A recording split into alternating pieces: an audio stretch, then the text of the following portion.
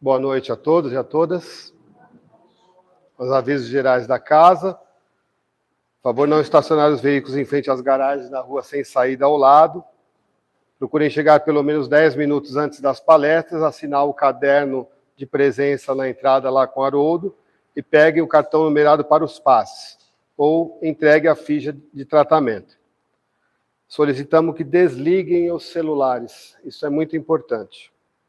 Antes do início dos trabalhos, mantenham-se de preferência em silêncio, em prece ou fazendo alguma leitura edificante. Para isso, existem livros disponíveis para empréstimo no fundo do salão. Informe na entrada se existe alguma dificuldade de acesso às salas do passe devido às escadas. O pessoal do passe providencia para dar lá na sala da recepção. Aceitamos doações para a nossa campanha do quilo de alimentos de cesta básica que são entregues no final de cada mês às famílias necessitadas. Pela primeira vez nesse ano de 2022, nós estamos abrindo a campanha de Natal. As doações para montar a cesta das famílias que são assistidas pela casa, especialmente na questão do Natal. A direção colocou aqui algumas sugestões de insumos. Podem ser esses ou podem ser quaisquer outros que o coração de vocês mandar. As sugestões da casa são panetone, massa para bolo, sardinha, atum, ervilha, milho em conserva, bombom, leite condensado, creme de leite, bolacha recheada, doce em calda, goiabada, chocolate, enfim, o que puderem. Esse aviso que eu estou lendo, ele vai ser afixado na casa em alguns lugares. Também, quem acessa o Facebook, a casa deve colocar no Facebook para ser colocado. Existem ainda, as atividades são abertas ao público. Temos, apesar de estar chegando no final do ano, ainda vale dizer, da evangelização infanto-juvenil, que ocorre exatamente agora, às 19h50, lá no andar de cima, para crianças de 5 a 16, 17 anos. E o COEM, o curso de orientação e educação mediúnica, que ocorre às segundas-feiras, às 20 horas. As palestras e passes ocorrem nas quartas-feiras, às 14h30, e agora, exatamente agora, nas quintas-feiras, às 20 horas.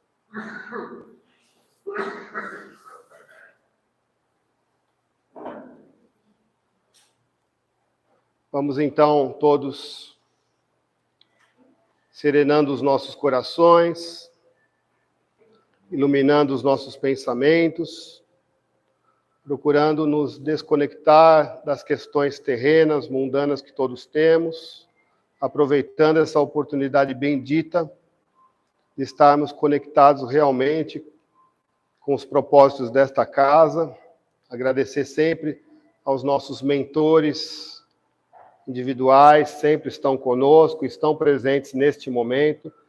Agradecer aos mentores desta casa de oração, que preparam todos os ambientes para as atividades que são reservadas para a noite de hoje. Agradecer a espiritualidade maior que cuida da evangelização em todas as casas de oração, em todas as religiões. Agradecer o anjo Ismael, responsável pela evangelização de todo o nosso Brasil. Fazer uma menção à Mãe Maria, pelo mês em que nós estamos, outubro. Agradecer sempre ao Mestre Jesus pelo seu evangelho de amor deixado, pelos seus ensinamentos. E, acima de tudo, agradecer a Deus pela presente oportunidade de estarmos juntos, para repararmos as nossas arestas.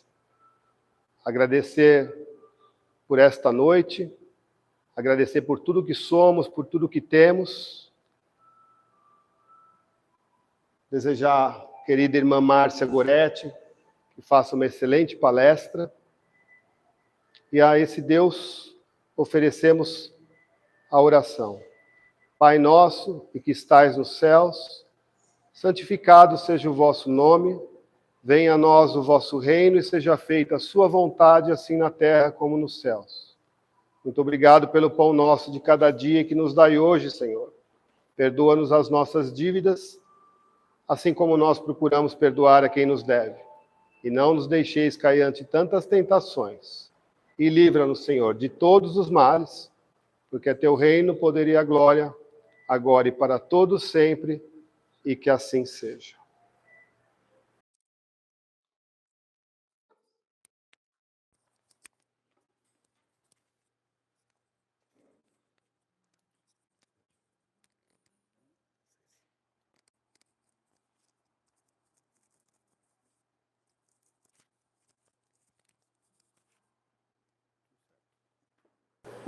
Obrigada.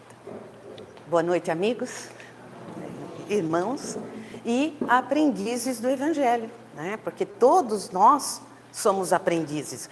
Como disse o nosso amigo, estamos aqui todos juntos para aparar as arestas, ou seja, nos melhorarmos, né? Mas ninguém é melhor que ninguém.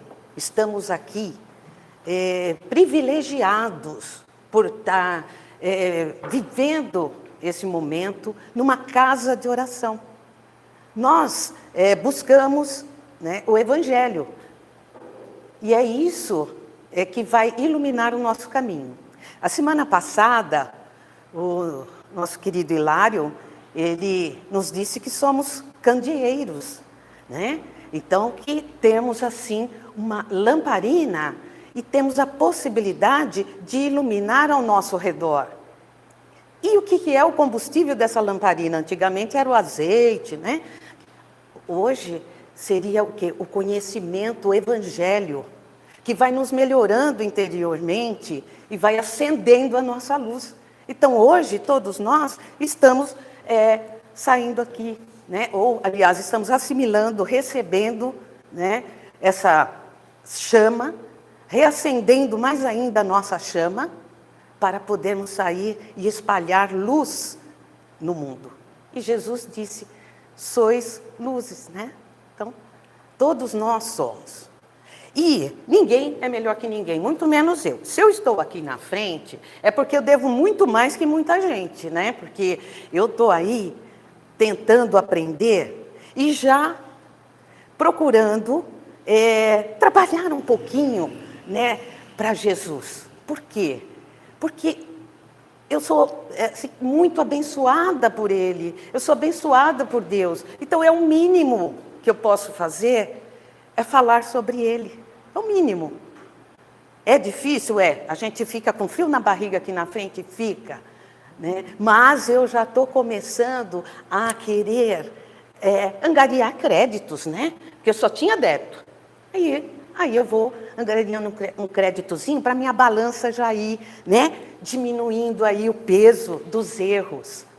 Então, falando dele, a gente cumpre um pouquinho do que ele pediu aos apóstolos ao tempo que ele veio, que levasse o evangelho dele ao mundo. Agora, obviamente que é muito fácil, né, gente? Porque nós estamos entre amigos.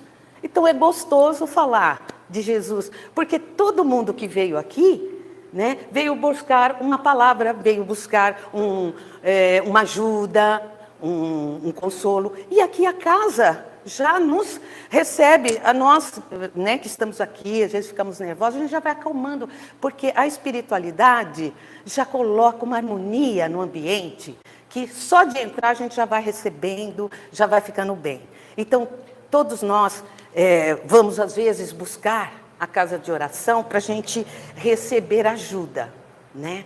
E a gente recebe muito mais do que a gente pensa. E, às vezes, se não soluciona logo os problemas, porque, às vezes, a gente tem que aprender um pouquinho com aqueles problemas. Mas, com certeza, a gente vai sair melhor daqui, né? E todos nós vamos aprendendo. Se, por um acaso, eu tiver dificuldade em alguma palavra, vocês podem até me ajudar, né? No português, a memória às vezes falha. É porque nós estamos na época, né, de conhecimento, mas estudar. Tanto é que eu fiz uma colinha aqui, viu, gente? Uma colinha pequenininha, é para eu enxergar melhor, né, para não ter dificuldade. Tem gente que faz uma colinha pequenininha, discreta, né, para não aparecer. Olha a minha, olha o tamanho da cola. Então, Eu fiz uma colinha justamente para não esquecer algumas coisas que a gente precisa falar, né? Que a gente precisa passar. Mas, às vezes, as palavras nos faltam. E naquele tempo, então, de Jesus, que não tinha muita gente que escrevia nem lia, eram poucos. O conhecimento que eles tinham, eles passavam de boca para boca, né? De boca a boca. E aí, aqui a gente vê como eles eram inteligentes, né? Porque os conhecimentos chegaram até hoje, eles guardavam, eles transcreviam depois, né, os acontecimentos, mas eram privilegiados, né? Aquela tradição daquela época, a tradição do conhecimento era a tradição oral, era de falar e guardar. Então, muitos de vocês aqui vão ter essa condição, né? Se eu falar alguma coisinha aqui para vocês, vocês vão guardar. Eu não sei mais se eu estou nessa condição de ter uma ótima memória, de guardar tudo. Mas, naquela época, eles tinham uma inteligência raríssima. E até hoje, né? Nós sabemos que os judeus da época de Jesus têm uma inteligência um pouco privilegiada, né? É a questão da tradição. Então, nós hoje vamos abordar o capítulo, dando continuidade ao capítulo 24 do Evangelho segundo o Espiritismo, que é muito importante todos termos. O Evangelho, ele esclarece muitas passagens que vêm até, né, dos escritos principais dos apóstolos da Bíblia. Então, é o nosso Evangelho, né, muito inteligível para os nossos tempos, para o espírita. E ele aqui hoje, dando continuidade ao capítulo 24, que foi iniciado a semana passada, nós vamos abordar o item 8 do capítulo 24. E aqui no item 8 está a passagem que está no Evangelho de São Mateus. E eu vou ler, vou pedir licença a vocês que eu vou ler, para depois a gente fazer, né, um comentário. Então vamos ver como é a passagem que está.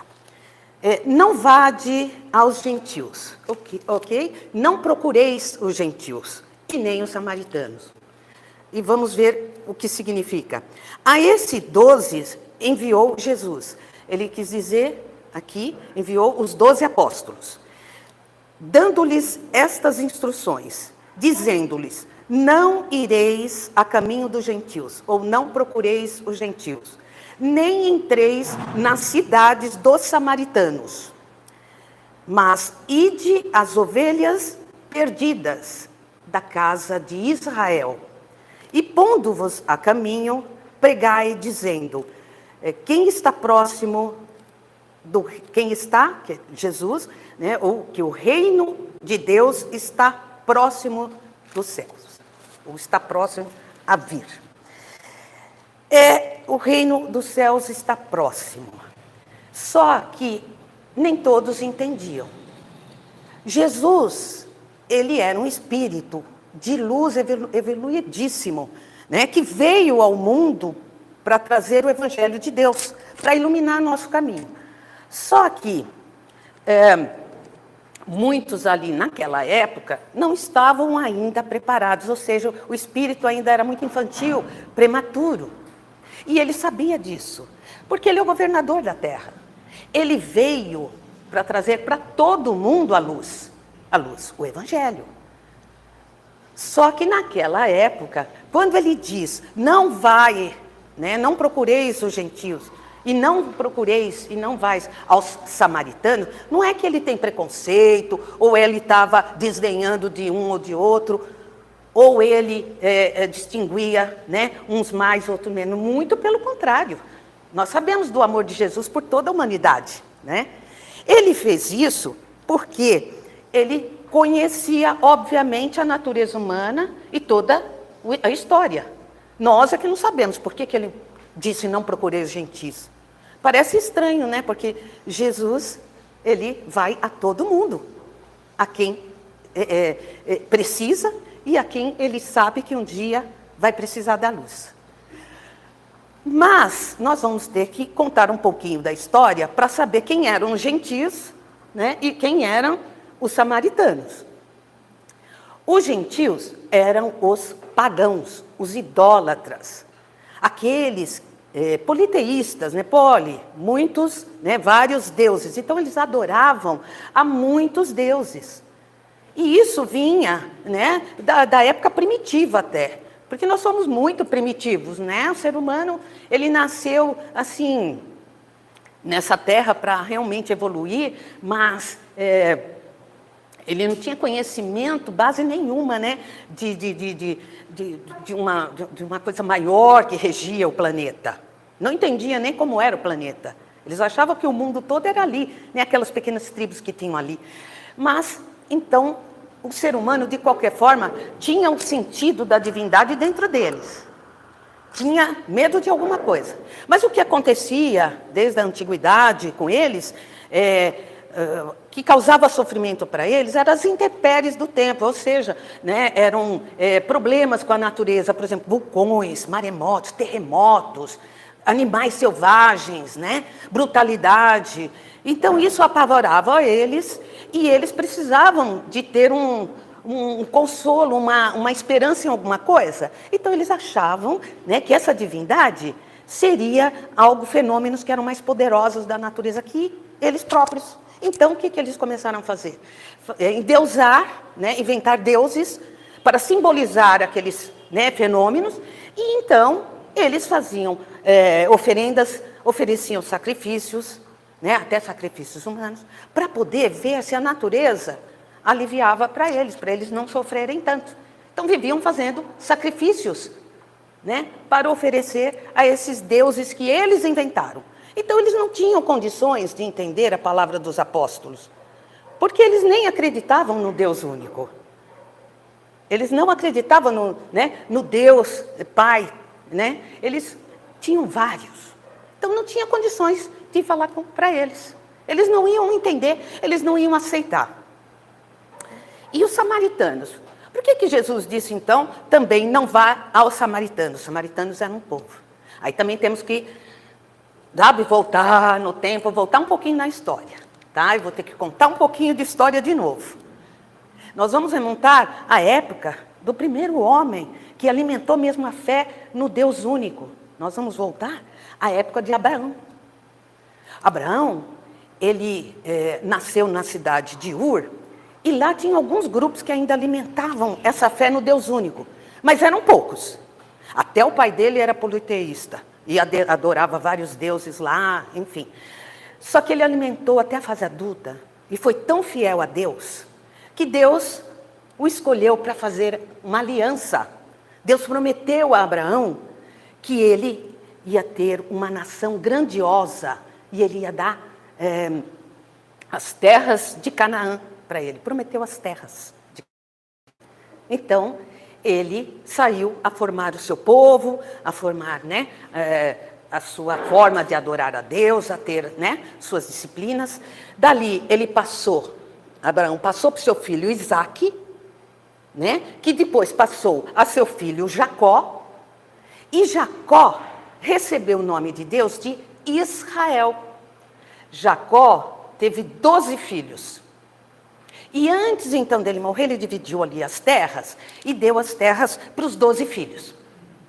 Tá? Então, ficaram conhecidas como as 12 tribos de Israel, já que Jacó recebeu o nome de Israel.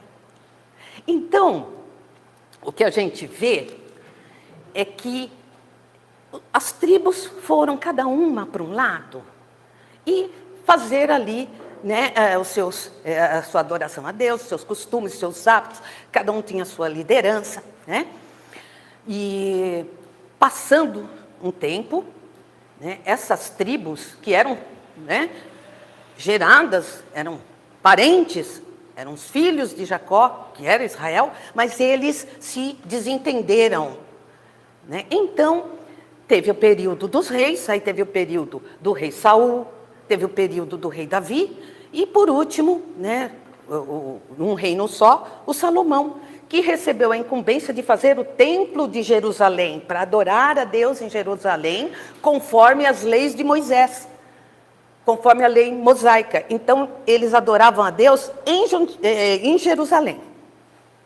Ok? Mas, o que aconteceu é que nessas desavenças todas, após a morte do rei Salomão, eles se desentenderam, se dividiram em 2 reinos. Então ficou o reino de Judá, com as tribos de Judá e Benjamim, e ficou as outras 10 tribos de Israel. Com o tempo, então, foram sendo invadidas, guerras, povos que dominavam, e eles eram nômades, né? Eles não paravam num lugar só, justamente por causa dessas coisas da natureza, quando a terra não estava boa, era seca, produtiva, enfim, iam mudando. E iam também sendo, às vezes, atacados, às vezes dominados, se misturavam com outros povos, né? Até que esse reino que era do norte das 12 tribos, foi também dominada pela Assíria. Então, os assírios se misturaram, se casaram entre si, enfim.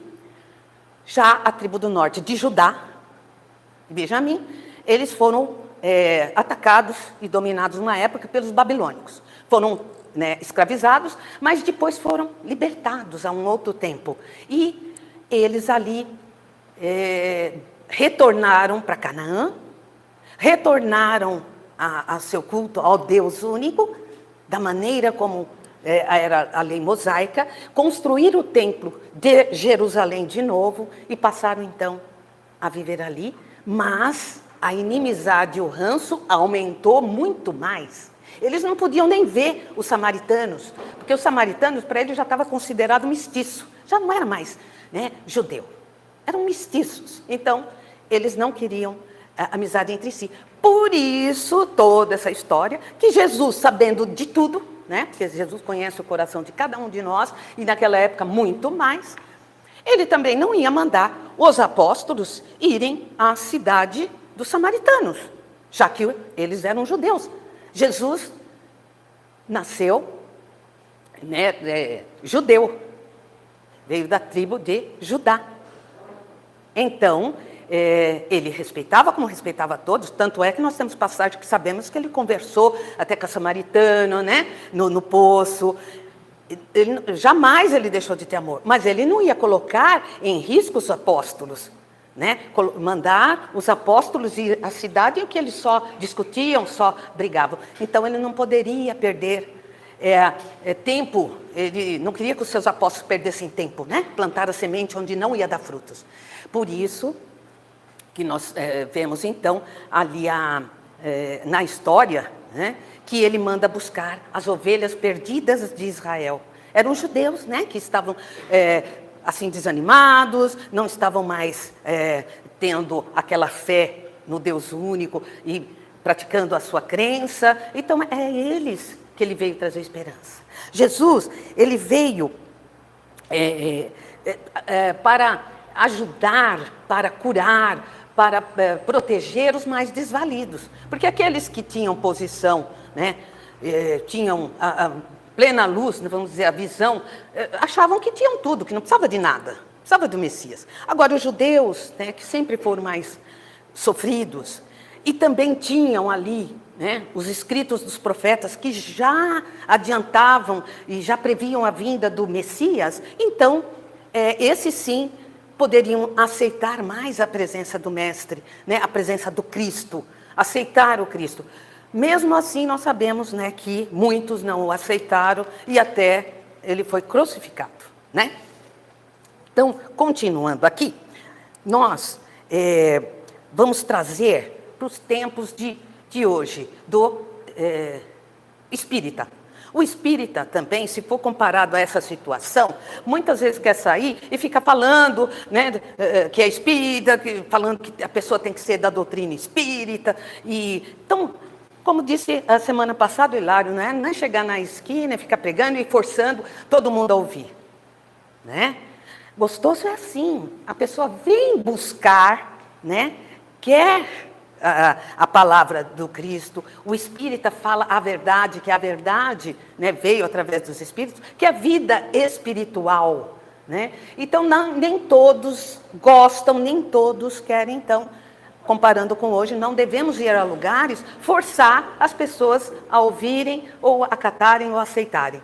O que a gente pode e deve fazer é cuidar da gente mesmo, vir aqui, aprender, se melhorar, conseguir aprender o Evangelho, olhar e realmente pôr em prática na nossa vida. Porque o melhor ensino que você pode dar é o exemplo. Você exemplificando, as pessoas, né, vão ver muito mais que realmente a pessoa, puxa, como ela melhorou, né? Nossa, porque a doutrina espírita, ela é religião, ela é ciência já provada, né, pela ciência, a vida espiritual, né, e ela é filosofia. Então, ela engloba tudo. E a pessoa não precisa forçar ninguém. Não, eu tenho até uma amiga que disse assim para o marido, né? Aí eu vou para o centro hoje, vamos. Aí o marido diz, não estou com vontade de ir. Ah, se você não for, não vou fazer janta não, viu? Quer dizer, a pessoa está forçando, né? Não é assim, gente. Não precisa também fazer desse jeito, né? Tudo que é demais também é uma coisa que o outro vai por orgulho, né? Por birra, né? Agora que eu não vou mesmo, entendeu? Então não é assim que a gente ajuda o outro.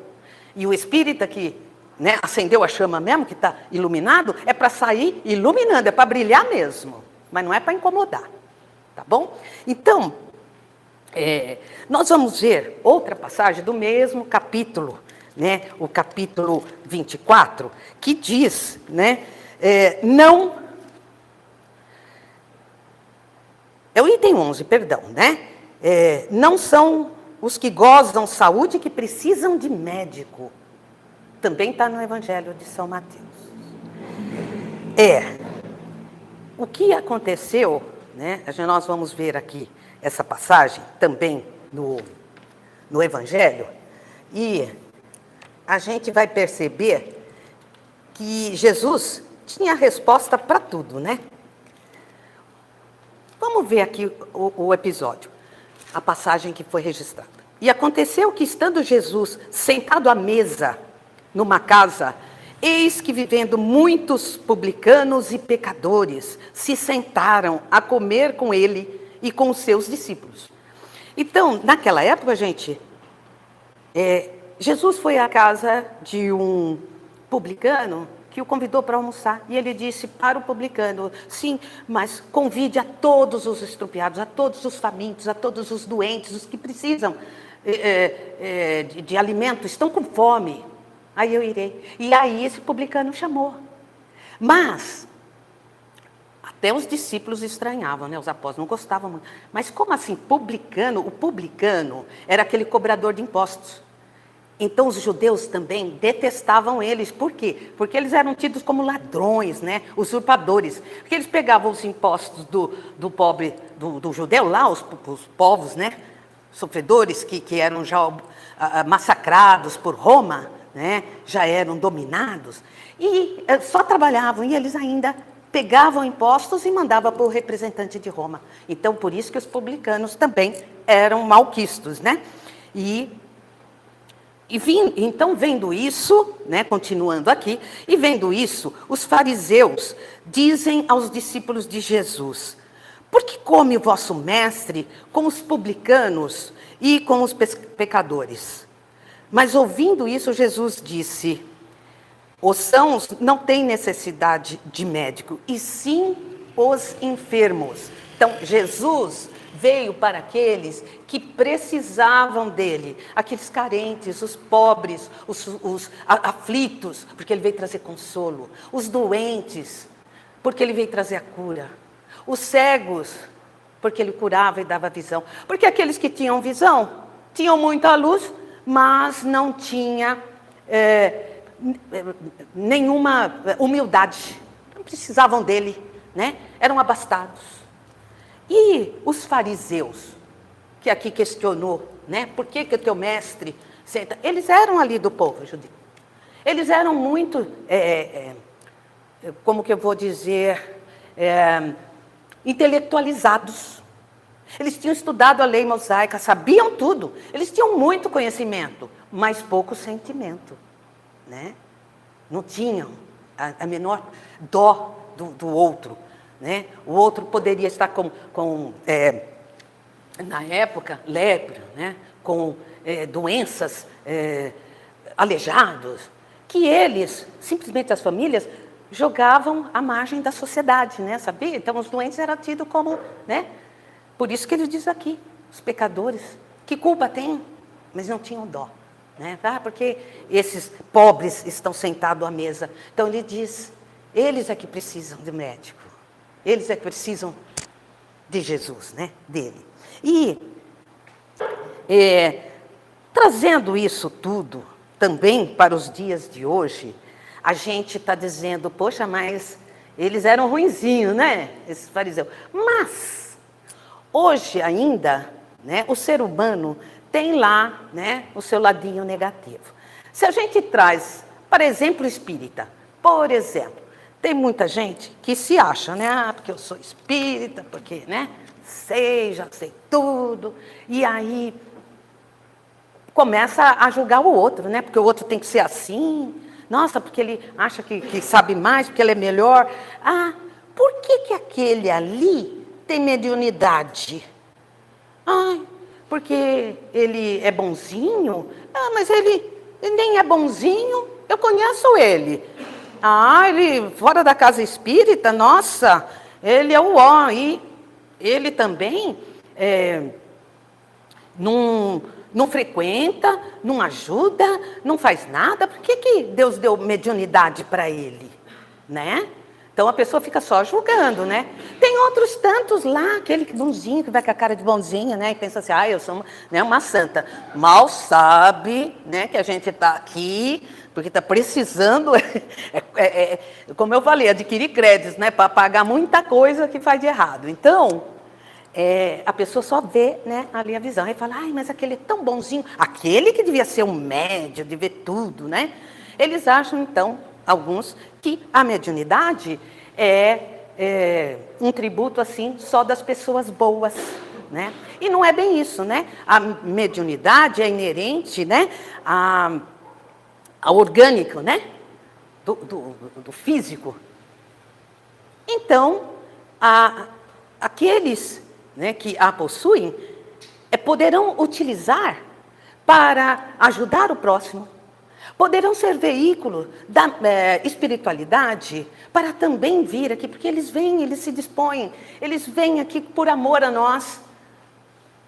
Vêm nos orientar no bem, vêm nos ajudar, vêm nos dar fluidos aí para curar nossas dores, nossas aflições, né? Eles se dedicam demais. Então, por que é dado? Gente, a esse que é dado a mediunidade, ele vai ser também um veículo para a espiritualidade poder passar, né, os seus ensinamentos, as suas orientações, o seu fluido. Mas não é uma oportunidade da pessoa ter uns créditos fazendo o bem através disso? É uma ferramenta para ele se iluminar? Obviamente que se ele tiver esta habilidade e fizer mau uso, ele vai responder por isso.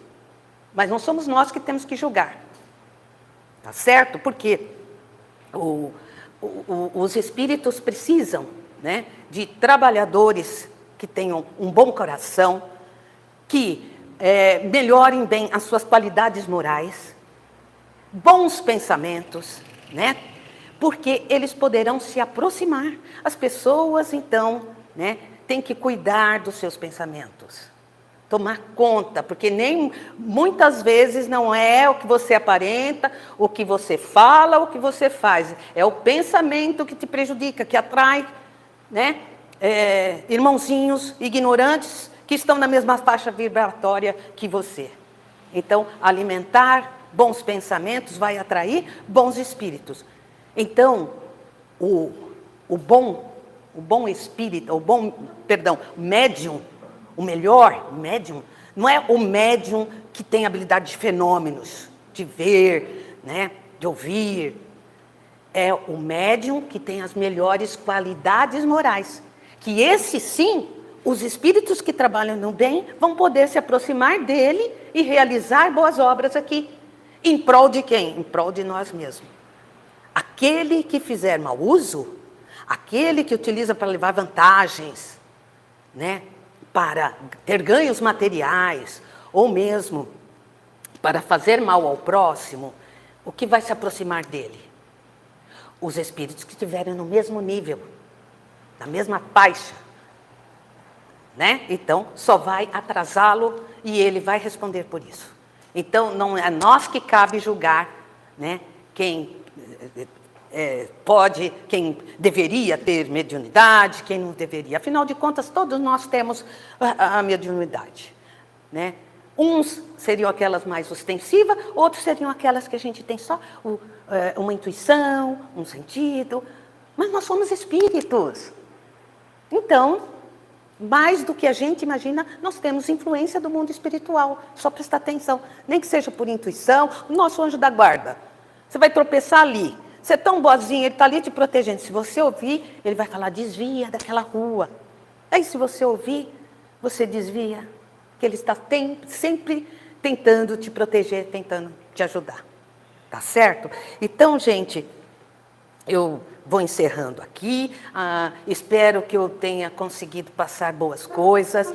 Que Deus, né, abençoe a todos vocês, aos que estão em casa, a todos da espiritualidade. Agradeço muito a inspiração. Espero que vocês também, né, tenham gostado, tenham assimilado. E vamos então é um encerramento, uma prece, uma vibração. Pensem em todos que vocês querem dirigir esse amor que está aqui dentro.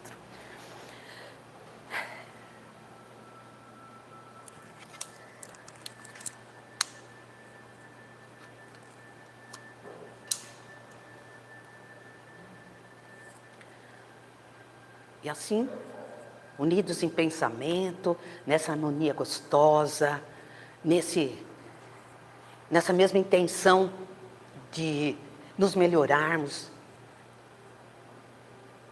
de estarmos nesta casa abençoada de oração. Todos estão abençoados porque vieram procurar a luz, procurar o Evangelho. Então, de mãos dadas com os nossos anjos da guarda que se alegram por vocês estarem se cuidando, estão felizes.